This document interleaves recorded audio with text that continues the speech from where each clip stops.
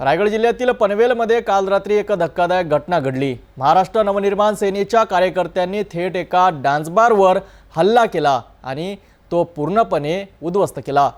Night riders नावाच्या या बारवर मनसेने रुद्रावतार धारण करत केलेल्या या कारवाईने परिसरात एकच खळबळ उडाली आहे।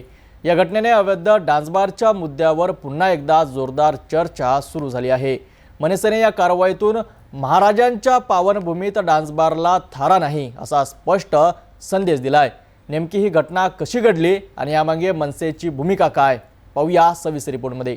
काल रात्री पनवेल शहरातील नाईट रायडर्स बारमध्ये अचानक मोठा गोंधळ सुरू झाला। डान्स बार संस्कृती विरोधात नेहमीच आक्रमक भूमिका घेणाऱ्या महाराष्ट्र नवनिर्माण सेनेच्या कार्यकर्त्यांनी अचानक या बारवर धडक दिली। हातात मनसेचा झेंडा घेत कार्यकर्त्यांनी जय शिवाजी जय भवानीच्या घोषणा देत बारमधील सर्व फर्निचर, काचा आणि सामानाची तोडफोड केली।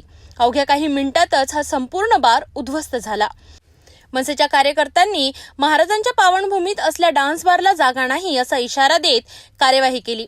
या घटनेची माहिती मिळताच पोलीस तातडीने घटनास्थळी दाखल झाले। तोपर्यंत मनसेचे कार्यकर्ते तिथून निघून गेले होते। पोलिसांनी पंचनामा केला असून सीसीटीव्ही फुटेज आणि इतर पुराव्यांच्या आधारे तोडफोड करणाऱ्या अज्ञात कार्यकर्त्यांचा शोध सुरू आहे। दरम्यान या घटनेमुळे पनवेल शहरातील अवैध डान्स बारच्या मुद्द्याला पुन्हा एकदा वाचा फुटली आहे।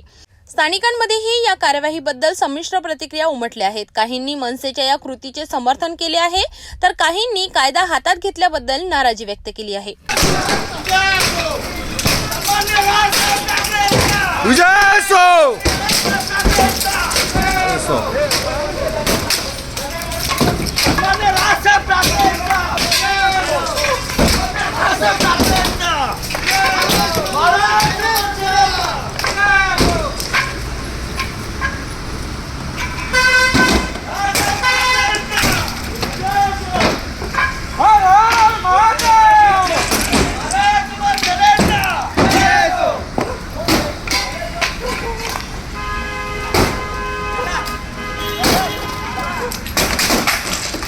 एकीकडे मनसेने आपल्या मनसे स्टाईल आंदोलनाने पुन्हा एकदा लक्ष वेधून घेतले आहे, तर दुसरीकडे पोलीस प्रशासनाच्या भूमिकेवरही प्रश्नचिन्ह निर्माण झाले आहे।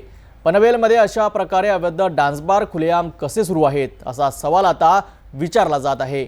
मनसेच्या या कारवाईमुळे इतर अवैध डान्स बार चालकांमध्येही भीतीचं वातावरण पसरलं आहे। या घटनेवर पुढील काळात काय घडामोडी होतात, पोलीस आरोपींना कधी पकडतात आणि यावर सरकारची काय भूमिका राहते हे पाहणे महत्त्वाचं ठरेल।